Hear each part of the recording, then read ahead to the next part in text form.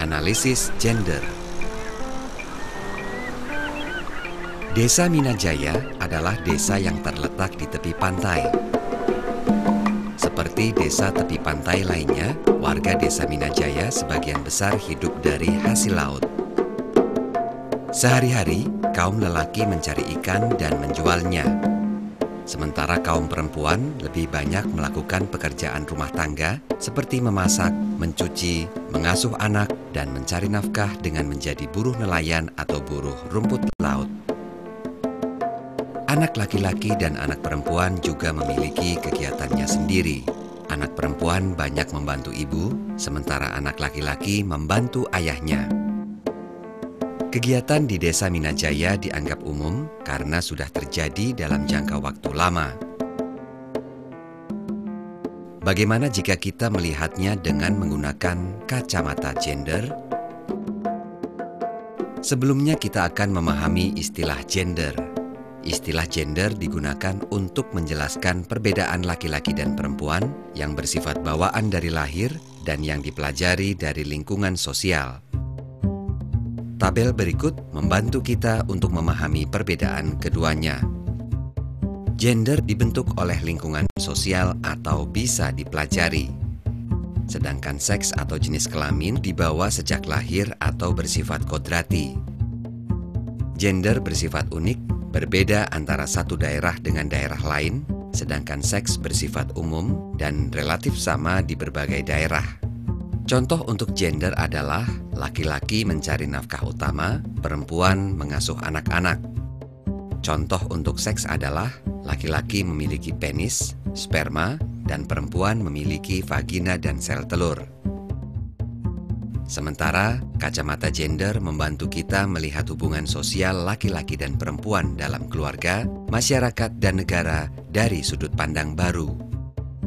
Kacamata gender akan membantu kita untuk menggeser keyakinan atas situasi yang nampaknya tidak bisa diubah, namun sesungguhnya bisa diubah atau berubah.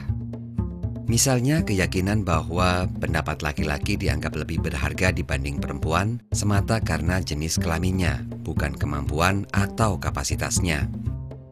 Hasil akhir yang diharapkan adalah laki-laki dan perempuan segala usia mampu memanfaatkan hasil-hasil pembangunan secara setara.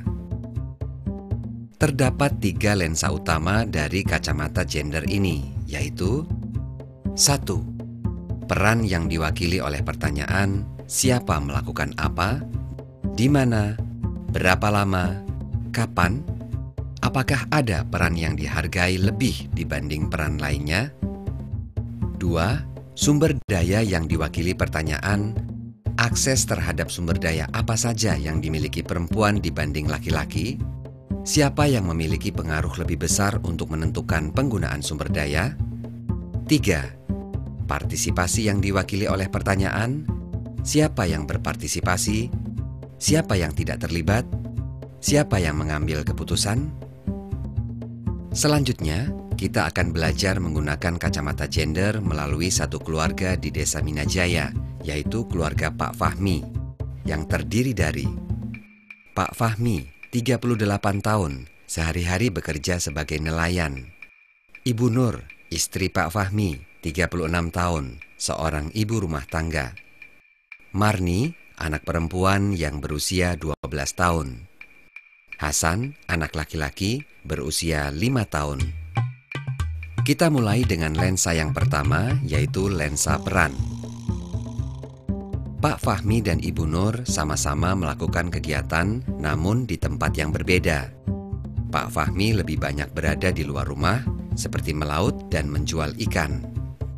Sementara Ibu Nur lebih banyak berada di sekitar rumah, seperti memasak, mencuci, dan mengasuh anak. Ibu Nur juga mencari uang dengan menjadi buruh rumput laut. Namun waktu yang digunakan untuk bekerja lebih sedikit karena Ibu Nur sibuk mengurus rumah tangga. Dampaknya, Ibu Nur berpenghasilan yang lebih sedikit dibanding suaminya. Peran pengasuhan atau domestik. Peran pengasuhan adalah kegiatan yang ditujukan untuk memenuhi kebutuhan orang lain, biasanya berkaitan dengan upaya menjaga keberlanjutan kehidupan manusia. Contohnya adalah melahirkan, memasak, berbelanja, mencuci, mengambil air bersih, menyiapkan makanan, dan mengasuh anak. Peran ini menggunakan banyak waktu dan penting untuk menjaga kelangsungan hidup. Namun peran ini kurang terlihat, kurang dihargai, dan biasanya tidak mendapatkan bayaran. Dari keluarga Pak Fahmi, siapa lebih banyak melakukan peran ini? Benar sekali, jawabannya adalah Ibu Nur atau perempuan. Peran mencari penghasilan atau produktif. Peran mencari penghasilan adalah kegiatan untuk menghasilkan barang dan jasa yang bisa ditukar dengan uang atau benda lainnya. Misalnya, mencari ikan, berjualan di pasar, bertani, menjadi buruh, bekerja profesional, dan pekerjaan di sektor jasa lainnya. Bagaimana dengan keluarga Pak Fahmi? Pak Fahmi dan Ibu Nur sama-sama mencari nafkah. Namun, Ibu Nur mendapatkan pendapatan lebih sedikit karena hanya diharapkan sebagai pencari nafkah tambahan. Sementara Pak Fahmi, karena diharapkan sebagai pencari nafkah utama, ia memperoleh pendapatan lebih tinggi. Peran di masyarakat. Peran di masyarakat adalah kegiatan yang bersifat sosial untuk menjaga keberlangsungan komunitas. Misalnya upacara keagamaan atau tradisional, keterlibatan di kegiatan kesehatan masyarakat, pemilihan kepala desa, hingga mengelola sumber air atau dapur umum desa. Pak Fahmi dan Ibu Nur sama-sama terlibat dalam kegiatan sosial kemasyarakatan, namun dengan peran yang berbeda. Laki-laki memiliki peran dengan status lebih tinggi, misalnya memimpin upacara atau pertemuan desa. Sementara Ibu Nur melakukan kegiatan yang sifatnya sukarela yang merupakan perpanjangan tugas-tugas pengasuhan di rumah. Misalnya menyiapkan makanan atau minuman bagi tamu. Demikian halnya dengan Marni yang turut membantu ibunya melakukan hal-hal serupa. Untuk melihat siapa melakukan apa, berapa lama, di mana, dan kapan saja, kita bisa menggunakan kalender 24 jam. Kalender 24 jam mengelompokkan peran menjadi 3 bagian utama, yaitu peran pengasuhan atau domestik, peran mencari penghasilan atau produktif, dan peran di masyarakat. Lensa kedua adalah sumber daya. Sumber daya adalah segala sesuatu yang digunakan untuk melakukan tugas dan peran kita, termasuk di dalamnya adalah manusia, pelatihan atau pendidikan, alam, tanah, hutan, air, sosial, pertemanan dan jaringan, sarana fisik, rumah dan transportasi, keuangan, pendapatan dan kredit, kesejahteraan, layanan kesehatan dan gizi. Lainnya, kepercayaan diri dan waktu. Sumber daya terkait dengan kesempatan seseorang untuk memanfaatkan atau disebut dengan akses, dan kemampuan untuk menentukan penggunaannya atau disebut dengan kontrol. Mari kita lihat kembali keluarga Pak Fahmi. Selain melaut, keluarga Fahmi memiliki sebidang tanah pertanian. Pak Fahmi dan Ibu Nur sama-sama berkesempatan untuk memanfaatkan tanah tersebut. Dengan kata lain, mengakses. Namun pihak yang menentukan jenis tanaman apa yang akan ditanam dan apakah tanah akan dijual atau tidak biasanya ditentukan oleh Pak Fahmi. Dengan kata lain, Pak Fahmi memiliki kontrol atas sumber daya alam tersebut. Untuk mengetahui profil sumber daya dan manfaatnya, kita bisa menggunakan profil sumber daya dengan langkah-langkah berikut. Pertama, tentukan jenis sumber daya dan manfaatnya. Kedua, buat kolom untuk jenis kelamin dan usia. Ketiga, tentukan siapa saja yang memiliki akses dan kontrol terhadap sumber daya dengan memberi tanda. Untuk membedakan kekuatan kesempatan dan kemampuan menentukan, bisa menggunakan tanda yang berbeda. Mengapa mengetahui perbedaan akses dan kontrol terhadap sumber daya penting? Program pembangunan lebih banyak berfokus pada penyediaan akses dibandingkan kontrol. Fokus pada akses terhadap sumber daya berdampak pada kesetaraan kesempatan laki-laki dan perempuan. Namun, hal ini belumlah cukup. Sementara fokus pada akses dan kontrol akan berdampak pada kesetaraan hasil.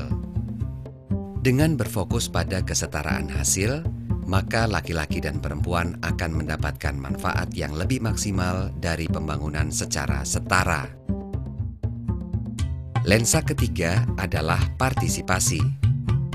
Partisipasi bisa dilihat melalui 3 tingkat, yaitu kehadiran, partisipasi, dan mempengaruhi pengambilan keputusan. Tingkat partisipasi yang pertama adalah kehadiran. Kehadiran berarti hadir, mendengarkan, namun tidak bersuara dan hanya mencari tahu hasilnya setelah keputusan dibuat. Tingkat kedua adalah partisipasi.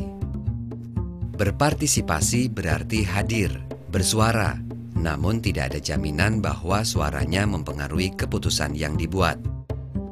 Tingkat ketiga adalah mempengaruhi pengambilan keputusan. Mempengaruhi berarti hadir, bersuara, dan bisa mempengaruhi keputusan yang diambil. Bagaimana kacamata gender melihat perbedaan antara laki-laki dan perempuan dalam hal partisipasi? Peran-peran yang diharapkan dilakukan oleh perempuan dan anak perempuan kerap kali menghambat upaya mereka untuk berpartisipasi secara penuh. Misalnya, karena diharapkan lebih banyak bekerja di sekitar rumah dan lokasi pertemuan yang jauh dari rumah, maka perempuan dan anak perempuan terhambat untuk datang ke pertemuan desa karena isu kesibukan dan keamanan. Selain itu, ada beberapa karakteristik yang dilekatkan pada anak laki-laki, misalnya terbuka dan berani, yang lebih mendukung kemampuan untuk berpartisipasi dibanding karakteristik yang dilekatkan pada anak perempuan, misalnya pasif dan berhati-hati. Untuk melihat tingkat partisipasi, bisa menggunakan pengamatan atau skala ukur yang memuat ketiga tingkat partisipasi di atas. Dari ketiga lensa yang digunakan dalam kacamata gender di atas, yaitu lensa peran, lensa sumber daya, dan lensa partisipasi, terdapat prinsip-prinsip yang juga penting untuk diperhatikan, yaitu 1. Kumpulkan data dengan memilah jenis kelamin dan usia. Gunakan kategori lebih khusus, misalnya anak laki-laki dan anak perempuan, daripada kategori anak-anak. Demikian juga dengan laki-laki dewasa dan perempuan dewasa, daripada kategori orang dewasa. 2. Gunakan model pengambilan data yang melibatkan partisipasi masyarakat dan mengandung unsur pemberdayaan. 3. Jika diperlukan, lakukan pengambilan data atau informasi dalam kelompok yang terpisah, baik jenis kelamin dan usia. Hal ini untuk menghindari dominasi kelompok yang memiliki pengaruh lebih tinggi dibanding kelompok lainnya, misalnya kelompok dewasa laki-laki terhadap kelompok anak-anak. Mengenakan kacamata gender sebaiknya dilengkapi dengan teknik mengupas bawang.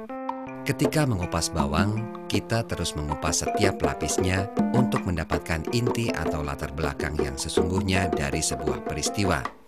Dengan kata lain, terus mempertanyakan mengapa, mengapa, dan mengapa untuk setiap jawaban yang diperoleh. Nah, selain itu, sama halnya dengan menggunakan kacamata baru. Kadang kepala kita akan merasa pusing, tidak nyaman, dan memerlukan waktu untuk penyesuaian.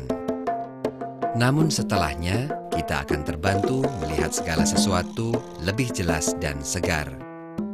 Menarik, bukan?